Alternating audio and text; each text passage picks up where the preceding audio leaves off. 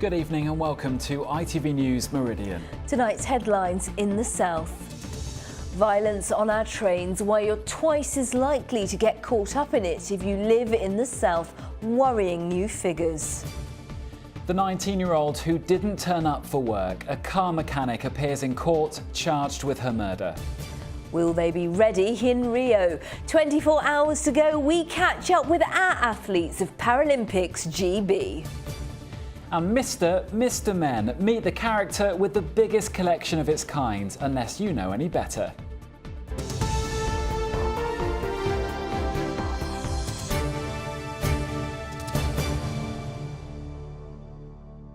Good evening. How safe do you feel travelling by train? It's a worrying statistic, but ITV Meridian can reveal tonight that you're twice as likely to be a victim of crime if we're using a service here in the south. Incidents in our region have risen by 8% in the past year. That's double the national average of 4%. The biggest rises in the south were sexual offences, up almost 40%, and criminal damage is up by a third. The British Transport Police, however, say crime levels have fallen over the last decade and more people are using the rail network. Here's our transport correspondent, Mike Pearce. For both passengers and the Transport Police, today's figures are a disappointment. After more than a decade of falling crime rates, they're once again rising. And it's our region which has seen one of the biggest increases. At more than 8%, it's twice the national average. I think there's a sense that people have been a little less civil with each other. They're not as tolerant of having to wait or queue. The jostling that sometimes happens at the busier parts of the network, are understandably annoying to people. What we do get, though, is on occasion that goes a little bit too far. People are lashing out and certainly where that's directed at staff who are doing their best to help and guide people through their journeys, we can't tolerate that. The British Transport Police say the rail network remains extremely safe. They say statistically a passenger would have to make 65,000 journeys before becoming a victim of crime. And they say they're still aiming to reduce crime by as much as possible. The target is 20% by 2019. There's concern many of the rises are in categories that affect passengers' daily lives, like sexual offences, theft of property and violent crime, although that's partly down to a massive crackdown on antisocial behaviour and football thugs.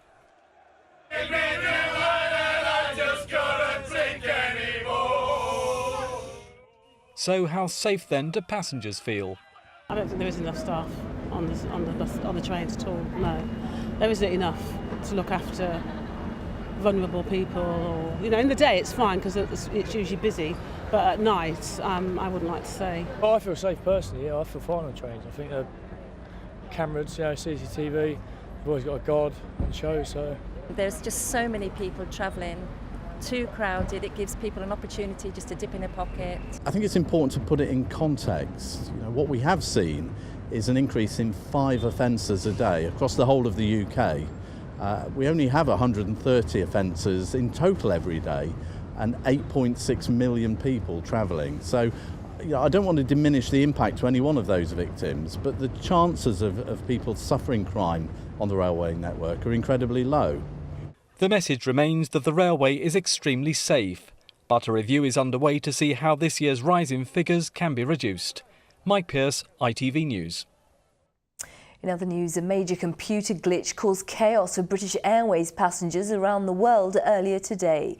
Gatwick and Heathrow airports were severely affected, with some flights cancelled. It was down to problems with BA's new check-in software. Many passengers were given handwritten boarding passes. The IT system was back up and running by mid-morning, but the backlog lasted several hours. The board of the troubled Southern Health NHS Trust is to meet tonight for the organisation's annual general meeting. It's after Chief Executive Katrina Percy resigned from her post just days ago, following an independent inquiry into the way it handled the unexpected deaths of hundreds of people in its care. Hampshire Police want to speak to this man who may have information about an assault in Portsmouth. A 16-year-old boy was riding a moped on Wimmering Lane when he was punched in the face and fell off his bike. Police say there wasn't a clear motive. A taxi driver who denies murdering a Wiltshire woman allegedly confessed to police and led detectives to her shallow grave, a jury heard today. Christopher Halliwell is accused of murdering Becky Godden between 2003 and 2008. Her remains were found in a field in 2011. Mr. Halliwell has chosen to defend himself in court. The trial continues.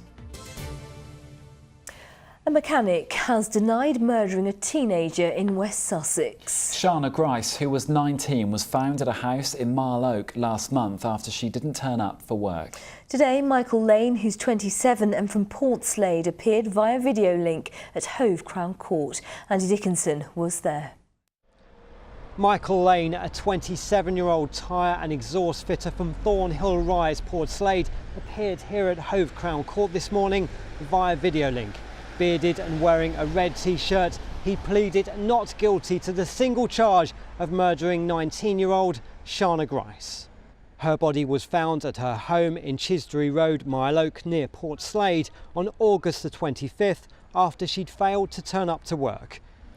Speaking from Lewes Prison, Lane only confirmed his name and gave that not guilty plea. He will now remain in custody before a 4-week trial set to begin on March the 6th. Next year. Denied bail, he will first appear at a plea and case management hearing on November the 18th. Andy Dickinson, ITV News, Hove. Ahead of tomorrow's Southern Rail strike, there's some good news for commuters in one part of our region tonight. After weeks of campaigning, trains from Seaford to Brighton are to be reinstated within a fortnight. Buses have replaced trains since July's emergency timetable was imposed. Meanwhile, a 2-day strike is still going ahead from tomorrow. Southern hopes to run almost 60% of its normal timetable, but has warned many routes will be cancelled. The industrial action's part of an ongoing dispute about the role of guards. People don't go on strike lightly. People don't lose money lightly. But when they're faced with a situation that they themselves will be endangered, their family will be endangered, and indeed the travelling public will be endangered, anyone that travels on trains. We cannot just sit idly by and let this happen. The company running hospital patient transport in Sussex has defended its performance. Co-Performer took over non-urgent services from CCAM in April. Now, some of the firms it uses claim their own owed money and have criticised the booking system. But Co-Performer says payments are up to date and 90% of patients get to their appointments on time. Bournemouth University's plans for a new academic building have been approved by council planners. The 4-storey structure will be built at the university's Talbot campus on Wallisdown Road. It will house science and media facilities, including TV studios and a soundstage.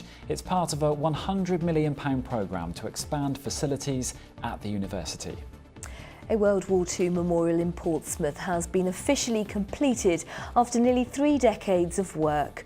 The wall was unveiled in 2012 and originally bared the names of more than 600 fallen military personnel. More money was needed to finish the full list of servicemen and women. That was completed last year. Today, the names of over 1,000 civilians who died during the city's Blitz were added. It was the idea of Jean Luth, whose father was killed in Dunkirk. Today has been the culmination of 27 years of work. It was a great big injustice. Why wasn't there a memorial in Portsmouth of the men and women who gave their lives? Little villages, Emsworth, Rowlands Castle, got memorials. Portsmouth didn't have one. Somebody had to do it. And it just happened to fall to me. You're watching ITV Meridian. Thanks for your company this evening. Coming up, Simon's all-important weather forecast. And remembering Mr. Bump and Little Miss Bossy. Is this the biggest collection from the popular children's books? Luke, I don't know about you, but it takes me back. It does. Well, for more on all of our stories, head to itv.com/Meridian. Any views or news, then give us a call, or why not get in touch via Facebook, or you can send us a tweet at ITV Meridian.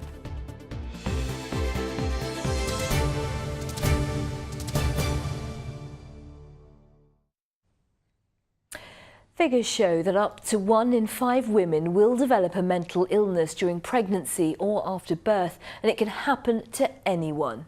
But while most have heard of postnatal depression, there is another illness which is almost as common. and can be just as devastating. We've been talking to a mother trapped by anxiety. With this report, Victoria Davies. Come on then, let's see if we can do it. For Kat Lewington, just getting out her front door is a challenge. Do you think we can do it? Mummy's not sure. She has postnatal anxiety. Mummy doesn't feel very well. No, Mummy's too anxious. Come on, baby, we need to go back in. I feel sweaty, I feel sick, I feel like the world's caving in on me, I feel like everyone's judging me, and I'm panicking. Just literally want to go to the shop, pick up a bottle of milk or whatever, but I can't. The condition has left Kat trapped inside her own home with her 2 young children, the only place she feels safe. The minute I'm left on my own, I just can't cope, and I will shut myself inside for days, just hoping that it will fix. I want to be me again. I want to be the Kat that was bubbly and outgoing and could go anywhere and do anything. You know, I was very much a social butterfly. You put me in front of a group and I would chat away, no issues, and now I stand in front of people and freeze. I can't even get my words out half the time. So I'm very, very desperate to find something to fix this and to make it better. Anxiety is one of many illnesses women can suffer during pregnancy and after birth. ITV commissioned a survey with the perinatal mental health charity Pandas to ask 1,000 women about their experiences. In the south of England, only 28% had heard of pre- or postnatal anxiety before having children, yet more than half had ended up suffering from it. Anxiety can still be completely crippling. Can mean that a mum isn't really able to leave the house, for example, with her baby, or is just going through the motions each day in a sort of state of torment, really, and terror in its most severe form. And anxiety can drive women to suicide just as much as low mood or psychosis. And we know increasingly from research that being mentally unwell during pregnancy has a really negative impact on the developing baby. Steady. Go. Hannah Sterland had postnatal depression after her first child. Then when her daughter was born, she was diagnosed with severe anxiety as well. I honestly don't know the reasons for it, but I know that it was anxiety about virtually everything. I was terrified to go anywhere or to do anything. I was always anxious that I wasn't feeding them the right thing or playing with them in the right way or helping their development like I should be. And it just all added into those feelings of being inadequate. It's pretty shocking, really. But I knew that I wanted to run away and not be here. I didn't think I was good for the children. I didn't think I could cope with them, and that they would be better off if I wasn't in the area that they were in. NHS England has now announced funding to help an extra 30,000 women with pre- and postnatal illnesses, including those with anxiety. I think this will go an enormously long way to try and get rid of the inequity that we see across this country at the moment, and to make sure that women receive help at the time of most vulnerability. For these women, it's a welcome move, but what they say is really needed is more awareness. All of the literature, all of the classes, the antenatal classes you go to, it's all about having a baby is the best time of your life, and it should be amazing, and there's no preparation for it might not be like that, but that's okay. And if more people spoke about it, more people would get help that they need. These mothers say they're determined to break down barriers and have spoken out in the hope of saving other women from being trapped by anxiety. Victoria Davies, ITV News. Help is out there and details coming up. And tomorrow, for the final part of our Keeping Mum series, we'll be looking at the postcode lottery mothers in the south are faced with when having a pre- or postnatal illness. In the meantime, as I say, there's plenty more advice and information on our website. Please do go to itv.com/Meridian. Now, there's just 24 hours to go until the Paralympics. The 264-strong British team are in Rio and they're ready. The Heritage Flame was lit last week at the birthplace of the game, Stoke Mandeville Hospital near Aylesbury in Buckinghamshire. The then Stoke Mandeville Games began in 1948 to show how people with spinal injuries were able to excel in sport. Well, one of those in Rio is runner Paul Blake from Dorchester in Dorset. He's hoping to add the Paralympic title to his World Championship crown, as Bob Cruz now reports. Middle distance runner Paul Blake from Dorchester is going to Brazil hungry for success. In the cerebral palsy class, he won 2 medals at London 2012, silver in the 400 metres and bronze in the 800. But since then, he's won back-to-back World Championship titles, and this year he's hoping to add some Paralympic gold. Coming out of London in 2012, it was a fantastic games, and I managed to come away with the silver and the bronze medal there. And every athlete wants to do better. I want to come away with 2 gold medals in the next games. That's my hope and aspirations. But even if I get any medal of some sort, I'll still be just as happy. The training that I've done leading up to the games has all gone to plan. I've been the best prepared that I've ever been. So hopefully that will lead me in good stead towards the couple of medals that I'm wanting to get. Training alongside him is 20-year-old sprinter Sophie Camlish. She made the London 2012 final in 100 and 200 metres. This time she's focusing on the 100 metres and wants a place on the podium in Rio. Obviously it's quite a lot of pressure just to be doing one event this time. I'm older now and I've had a lot more experience, and I've definitely posted a much faster time than 4 years ago when I was only 15 or 16. So yeah, I'm definitely hoping to place much higher. Both athletes must wait until the final weekend of the Games for their events, giving them a chance to draw inspiration from whatever success their Paralympics GB teammates can deliver. Bob Cruz, ITV News.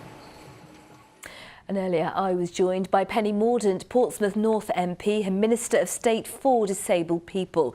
I started by asking her how the Rio Games should build on the success of London 2012.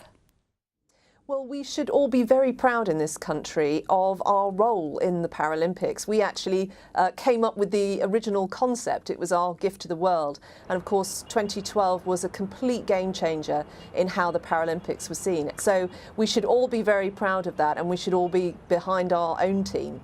Absolutely, but there have been concerns about preparations in Brazil and whether Rio is really behind these games as they were with the Olympics. We're absolutely determined that these games are going to be equally as good. There have been issues around funding that have been in the papers and people will know about. What is important is that all the athletes that want to compete can, and that we ensure that all the services and support they need are there so that they can actually concentrate on the games, and that will be in place. We know that UK Athletics is to investigate the classification of athletes after the Games, and it comes as sprinter Bethany Woodward from Hampshire, who has cerebral palsy, has withdrawn from the Games, saying some more able-bodied athletes are being wrongly classified to boost medal prospects. Is that a real concern? Well, clearly this is a concern to the Paralympic Association, and they've said quite a few things on that. From my point of view, I've been in touch with the families that I know have flagged issues and have been in the media. I may meet some of them out in Rio, but have offered, if that's not possible, to see them afterwards. I want to hear their perspective on this. It's important we get these things right, but clearly the classification is hugely complex. It's not a matter for government, but I'm keen to hear the concerns of the parents and the athletes who are involved. And finally, what are your hopes for the Games? Because what happens can have such a positive impact on everyone. Absolutely. I mean, ultimately, this is the biggest event you can imagine to inspire people. And it's not just about inspiring disabled people, it's about inspiring all of us. People find it very difficult to get into work. And I would say to employers, look at the Paralympic Games, look at those people, their determination, their tenacity, all of their gifts and talents, and think about what an individual like that would bring to your business. So I hope that it continues the fantastic legacy we set in London in 2012, and will go on to inspire all of us to be more inclusive and to promote equality. All the best to Paralympics GB. Penny Mordaunt, thank you so much for talking to us. Great, thank you. Now, everyone has a favourite Mr. Men or Little Miss character who they can relate to. It could be Mr. Perfect, Or perhaps, what would you say you were, Little Miss Chatterbox? Everyone used to call me that when I was young, but I just say they don't really know me. I don't believe it. Well, one man from Sussex who loves the children's classic book so much, you could call him Mr. Infatuated. Ben Daly has been collecting memorabilia for 2 decades. Well, our own Little Miss Inquisitive, or is that Little Miss Nosy? Charlotte Wilkins has been to meet him. This is a fun one. Ben Daly loves the Mr. Men. So much so, he spent most of the last 20 years collecting anything and everything to do with the colourful characters. It's their simplicity which Ben loves so much. I think they're very nice, kind characters, and I think everyone has its kind of moral in the story. Mr. Nosy learns not to be so nosy. Ben has Asperger's, a form of autism.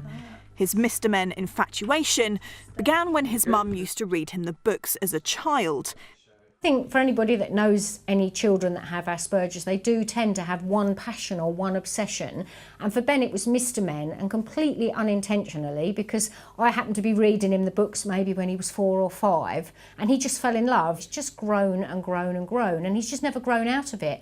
But I don't think anybody ever grows out of the Mr. Men, do they? Everyone loves Mr. Men. This is just a fraction of Ben's collection. The rest is in boxes in his parents' loft. Over the years, his family have spent hundreds of pounds in order to get some unusual and rare pieces. There's something very special about each of the characters which everyone, young or old, can relate to, whether it's Mr. Grumpy or Little Miss Sunshine. When I was at school, because I was the smallest one in my year, I identified with Mr. Small, and now I'm a lot more taller now. I identify with Mr. Silly because I am silly, so...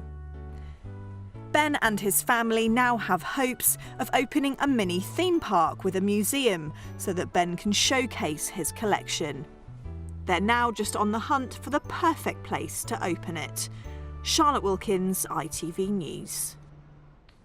Brilliant collection, brilliant collection. Ben, thank you for sharing it with us. Well, Simon's with us now, or should that be Mr. Downpour? Well, you have to wait. It's a mystery until the forecast in a moment. Very good. But Mr. Men popping up in all sorts of places, not just in libraries. Have a look at the pictures that have been coming in. This is from Teresa, who sent in, well, what Barnaby Gibson won at the fair, Mr. Shy. Here's Mr. Environmentally Friendly, who Mary found in a car park in Bournemouth. Happy chap as well, isn't he? And Danny came across Little Miss Illuminated in a cafe. I'm thinking she's on a diet, though, because she looks quite light. Sean was a little surprised to find in her travel kettle in Horsham Mr. Unimpressed. Yeah, very sad. Yeah. Whilst Yvonne and Philip stumbled across Miss Surprise, do you reckon? On an open-top bus journey in Lisbon in Portugal. Postcard still hasn't arrived, by the way. And you'll like this one. Ian Matthews discovered Mr. Stern.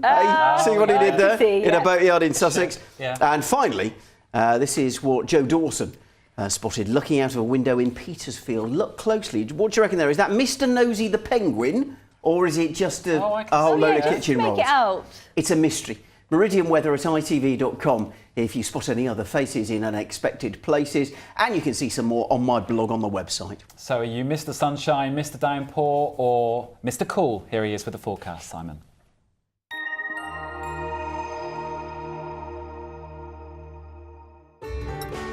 From blizzards to pool, driving through Europe. Eurotunnel the Shuttle sponsors ITV Meridian weather. Well, if there's been a bit too much cloud for you this last couple of days, don't panic, we can do something about that. If, however, it's been a bit too warm for you, start to panic because it's going to get even warmer. Not as warm as it is in Spain just now, record-breaking temperatures, but that warm air has been coming our way. But thanks to the cloud cover, we've had temperatures 22, 23 degrees. Tomorrow, more sunshine means they will be even higher. So, for tonight, it's going to be another tricky one for sleeping. Mild and muggy, lots of cloud around. Where we get the clear spells, that's where we'll we'll see some mist and fog developing, so it could be another murky start tomorrow, but that mist will lift, the cloud will tend to break, and come the afternoon some very fine blue sky on offer, and the temperatures will shoot up.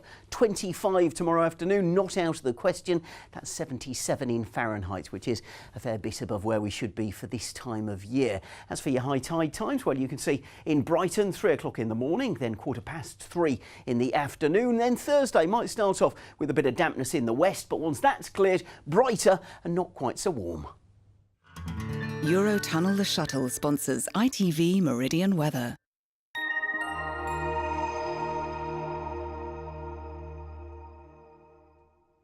Just to look ahead to tomorrow night's programme, and we will be investigating if a return to grammar schools and the 11 plus really is on the cards now. A secret government memo appeared to reveal today that we could well be heading for new grammars for the first time in a generation. We'll be finding out exactly what that means for your child and meeting those fighting to keep a fully comprehensive system in the Prime Minister's constituency in Berkshire. Well, in just a moment, the ITV Evening News with Alistair Stewart and Mary Nightingale. Stacey Poole will have your late news. Please join her at 10:25. For now, though, from the team here at ITV Meridian, thank you very much for watching, and we'll see you tomorrow. Bye-bye for now. Good night.